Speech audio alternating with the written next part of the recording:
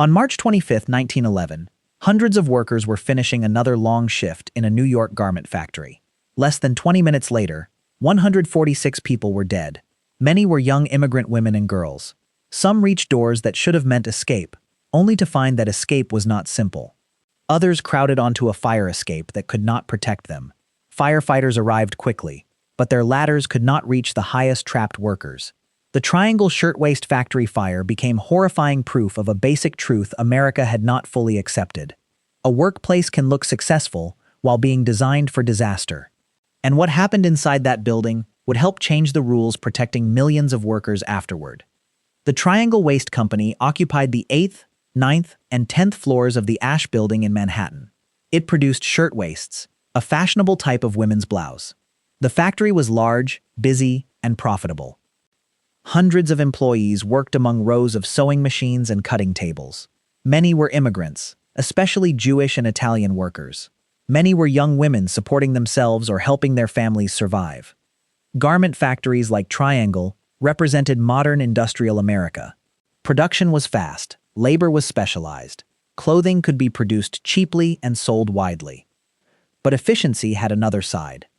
Fabric scraps accumulated around cutting areas. Paper patterns and other combustible materials filled the workplace.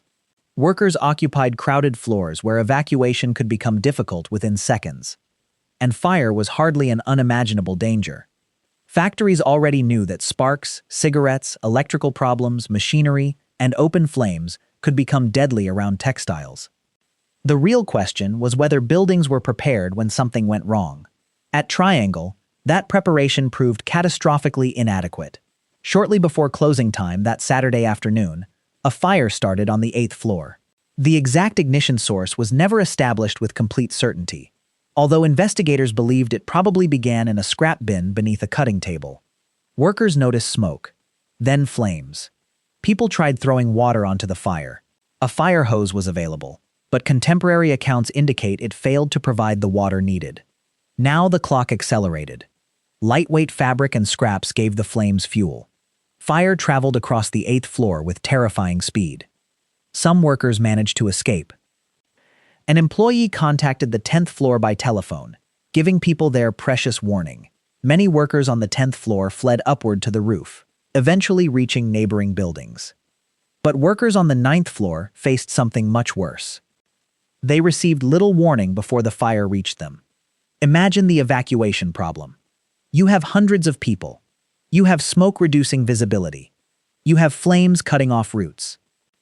And every person is trying to solve the same equation simultaneously. Which exit can still get me outside? That is why fire safety is not merely about having a door somewhere in a building. The door must be accessible. The route must remain usable. People must know where to go. Exits must handle the number of occupants. And the entire system must still work when everyone needs it at once. At Triangle, those conditions failed. Workers rushed toward elevators. Operators made repeated trips through increasingly dangerous conditions, carrying groups downward. Others headed toward stairways. But one Washington Place stairway door became a death trap. Survivors testified that workers found it locked.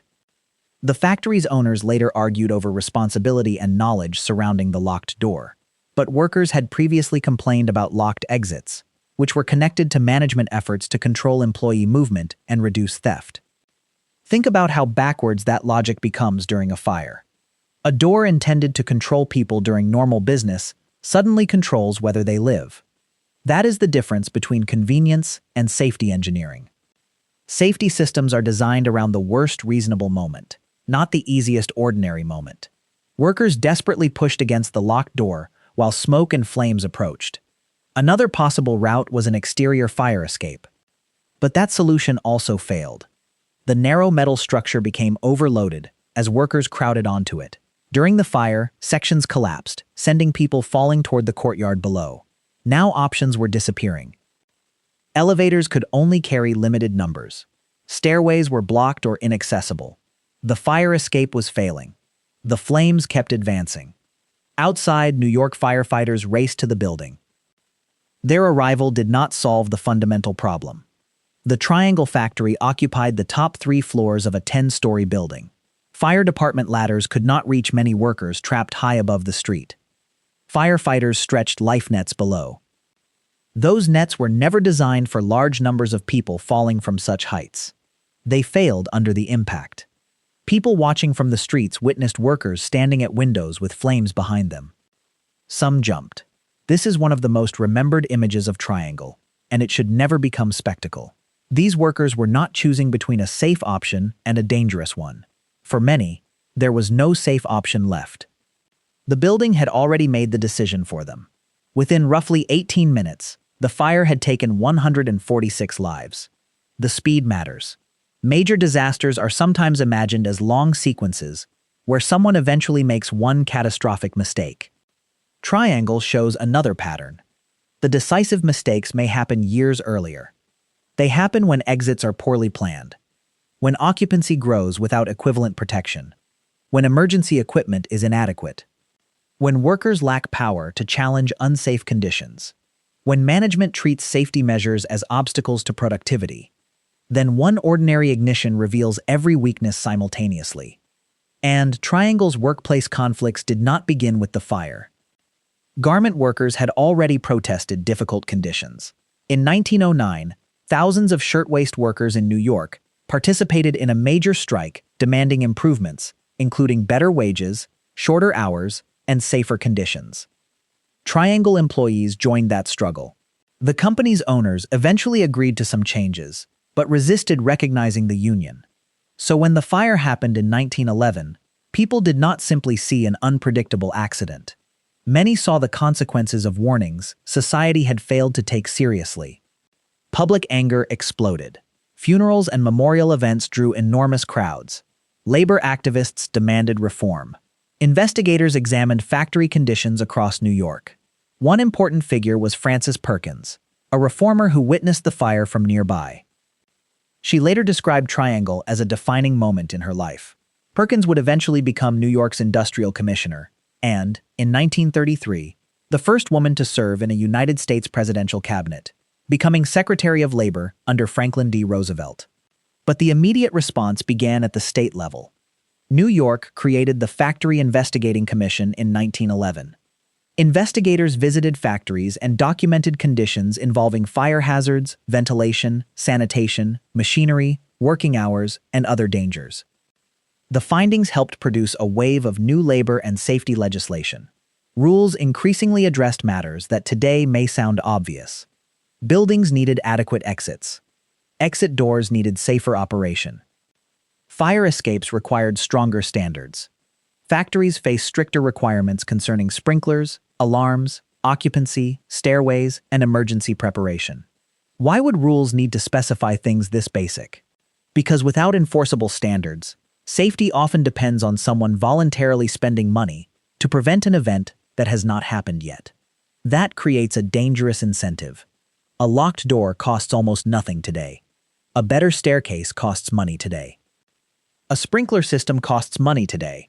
The disaster prevented by those investments is invisible, until the day it is not. That is the uncomfortable economics of safety. Success can make prevention look unnecessary. Every day without a fire seems to prove the precautions were excessive. Then one fire exposes years of accumulated risk in minutes. The Triangle owners, Max Blank and Isaac Harris, were prosecuted for manslaughter after the disaster. They were acquitted after the prosecution failed to prove beyond reasonable doubt that they knew the relevant exit door was locked at the time of the fire. That outcome angered many New Yorkers. But the historical importance of Triangle does not depend on one criminal verdict. Its larger consequence was structural. Government increasingly accepted that workplace safety could not rely entirely on private promises. Inspection mattered. Building design mattered. Fire codes mattered. Labor conditions mattered. Enforcement mattered. And workers needed protections before catastrophe arrived, not sympathy afterward. This is why modern fire safety can feel strangely boring. Exit signs, occupancy limits, fire drills, sprinklers, emergency lighting, doors that open in the direction people need to move, multiple evacuation routes, clear aisles, inspections, rules about combustible materials. None of these sound dramatic, That is exactly the point. Good safety engineering is designed to prevent drama. A functioning emergency exit produces no famous photograph. A sprinkler that controls a fire may never become history. A regulation that prevents 146 deaths creates an event nobody notices. Triangle also teaches something deeper about industrial disasters. The fire itself killed people. But fire alone does not explain why so many died. The final death toll came from an entire system interacting. Combustible materials increased fire growth. Crowded working conditions complicated movement. Escape routes proved inadequate. A locked door trapped workers. The fire escape failed. Fire department equipment could not reach everyone. Workers had limited control over the conditions surrounding them. Each weakness made the others worse. Modern safety professionals call this layered risk. Preventing catastrophe usually means building several defenses. If ignition prevention fails, detection should work.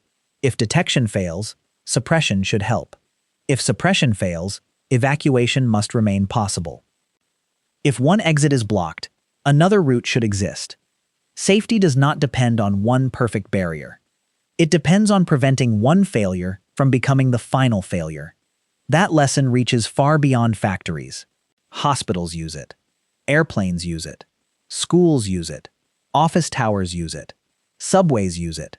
Modern building codes are filled with details because disasters are filled with details.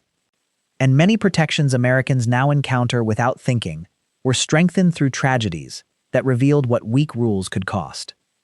Triangle was not solely responsible for every modern workplace or fire regulation that followed.